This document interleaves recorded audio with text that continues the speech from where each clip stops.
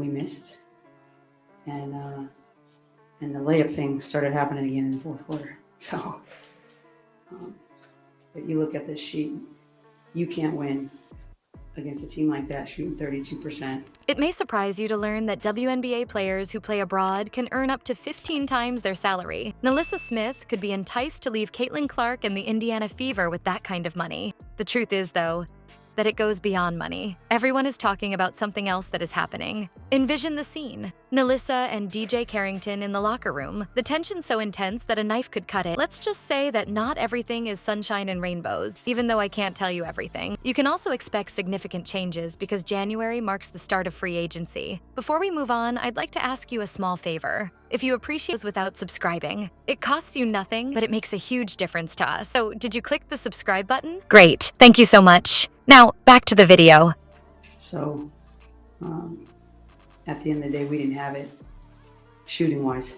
Thought we had good looks. I mean, we're gonna have a lot of hard learning lessons. I mean, it hurts now. I promise you, it's gonna hurt tomorrow, probably worse. So this is what I'm curious about. Will NaLyssa actually depart? And what would happen to Caitlin and the Fever if she did? We're all just waiting to find out what will happen next. Call her previous international performances? Perhaps the key to deciphering her next move lies in that experience. And it's not what you think, I promise. You see, NaLyssa Smith is thinking about moving to China rather than just considering any old team. Yes, the home of basketball legends like Yi Jianlian and Yao Ming. The shocking thing is that this decision isn't solely financial, but the situation, is aware of the culture shock, and most likely knows a few Mandarin words.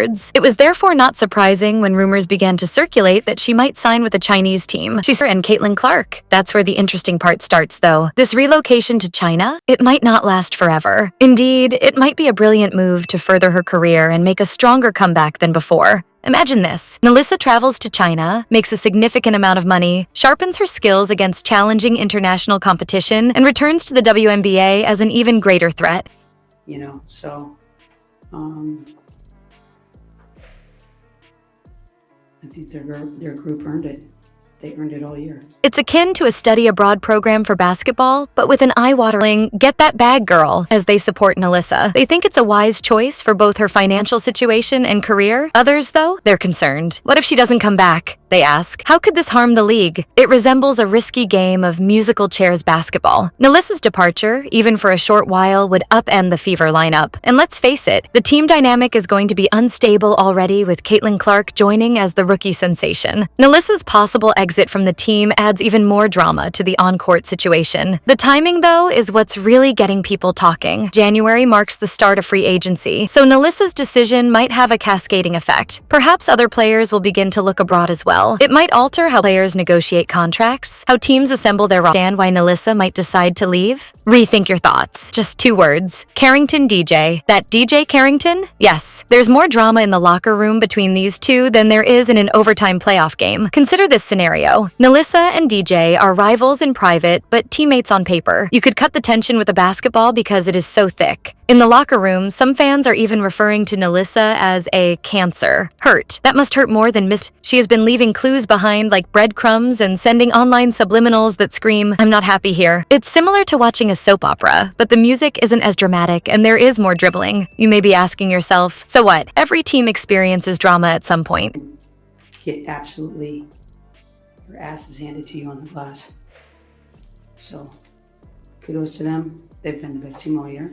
However, this is no ordinary drama. This might be the catalyst for NaLyssa's careers. These days, it's more than just playing ball. It's about locating a space where you feel supported and able to develop. And even in the event that it's not the Fever, China is looking pretty good at the moment. What's really crazy, though, about this whole situation involving DJ Carrington? It affects more people than just NaLyssa. The entire team is feeling the effects of it. When 2 of your players can't even stand to be in the same locker room, how can you expect to develop chemistry on the court? Like attempting to make a peanut butter and jelly sandwich where the ingredients just refuse to combine. Not to be overlooked is Caitlin Clark. Arriving as the up-and-coming sensation, she is prepared to cause a stir. She may now, however, be entering a team that is already more shook up than a Polaroid image. Speak of being baptized by fire. You've heard the saying, lonely at the top? As Becky Hammon recently discovered, falling makes you feel even more alone. The Aces' shocking playoff performance rocked not just the team, but also Hammon personally. And her remarks after the game? They provide every coach and player in the league with a dose of reality. Big things were happening in Vegas while everyone was talking about NaLyssa Smith's possible move and the drama in the Fever locker room. The Aces, who have been dominant this season, have just encountered a significant obstacle. Not only was it a defeat, but it was a shocking playoff setback against the New York Liberty that nobody could have predicted. Imagine this. The Aces, who are renowned for their explosive offense, appear to be shooting blindfolded. Normally composed as a cucumber, Becky Hammon appears to have seen a ghost. She delivers this shocking statement following the game. You can't win against a team like that shooting 32%. How about pointing out the obvious? But it's like hearing your mother admit that she burned the dinner. Coming from Hammon, it simply does not occur. Here's where it gets serious, though. Hammon doesn't ignore it or offer an explanation. No, she delves deeply. She begins by discussing the importance of learning from mistakes and the necessity of forming good habits in order to achieve the W's. It seems like she's suddenly realizing that even at the top, success isn't guaranteed. And get this, Hammon imparts some very insightful knowledge regarding the nature of sports. According to her, the work and the commitment and the buy-in and the play hard and the want to and the will always show up in the end. She seems to be reading directly from the coach's Bible or something similar. She obviously means every word, though. This is where the interesting part starts. Hammon is referring to more than just her squad. She is outlining a reality that affects every player in the league, including NaLyssa Smith, our girl. Consider it. Smith is thinking of making this major move to China, correct? As a normal aspect of the game. You might be winning one day and finding it difficult to make 32% of your shots the next. So while Hammon is over here imparting life lessons like they're hot potatoes, NaLyssa is over here getting in NBA or in life. It's necessary to work hard, accept setbacks, and never give up. What will happen to the WNBA next? There's the drama in the locker room with DJ Carrington, Becky Hammon receiving a reality check, and NaLyssa Smith considering relocating to China. It resembles a soap opera about basketball, minus the dramatic music and more jump shots. These anecdotes demonstrate the extreme nature of the WNBA. You could be winning the playoffs 1 minute and shooting 32% the next. We're just here to ride this roller coaster together. How do you feel about everything? Is NaLyssa acting appropriately? Is the Liberty the team to beat going forward? It's looking like a crazy season for the WNBA next year. Coaches will be reevaluating their tactics, players may be looking overseas, and teams will be rushing to keep up. I'm eager to see what happens next because it seems like the entire league is changing.